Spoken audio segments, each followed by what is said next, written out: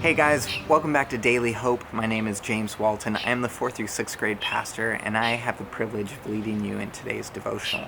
Before we study the scripture, I do want to acknowledge that today is Memorial Day. We do want to remember those who have given their lives serving our country.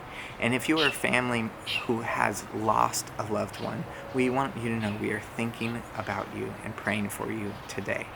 Today we are going to be studying in Mark chapter 3, and there's a specific few verses that stood out to me that I felt to lead you guys on today. And the reason why is because a couple of weeks ago I had this dream. It was one of those dreams that really stands out to you, the one you remember in the morning.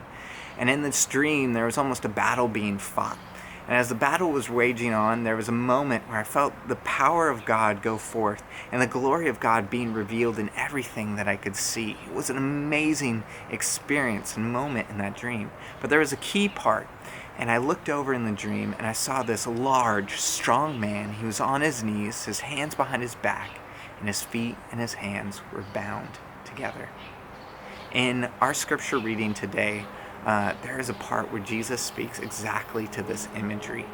In verse 23, right before it, Jesus is being accused of casting out demons by the power of Beelzebub, that through the prince of demons, he is casting out demons. And verse 23 reads this way: "So Jesus called them over to him and began to speak to them in parables.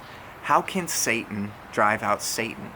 If a kingdom is divided against itself, that kingdom cannot stand. If a house is divided against itself, that house cannot stand. And if Satan opposes himself and is divided, he cannot stand. His end has come. In fact, no one can enter a strong man's house without first tying him up. Then he can plunder the strong man's house." It is clear that as we look in the life of Jesus, that he walked in the authority to cast out demons, that even by his mere presence, demons would flee and run away. Now, in Ephesians 6:12, it says this, that our struggle is not against flesh and blood, but against the rulers, against the authorities, against the powers of this dark world, and against the spiritual forces of evil in the heavenly realms. And in Matthew 19, when Jesus was speaking to Peter, saying, "On you I will build my church," he says to him, "I will give you the keys of the kingdom of heaven. Whatever you bind on earth will be bound in heaven, and whatever you loose on earth will be loosed in heaven."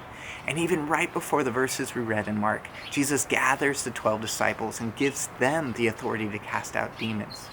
And so in acknowledgement of these verses, I want to encourage you guys in how you are to pray. When you pray, continue to communicate to God your Father who hears you. But take a moment, but a brief moment, and bind the work of the enemy, bind his hands, bind his feet through prayer. And in doing so, continue to speak to your Father and ask that he set the captives free and that he reveal his glory in this earth and that he would have his way. That is what I want to encourage you guys in through our scripture reading today. May God bless you, may he be with you, and may Christ continue to reveal himself in and through you. See you guys.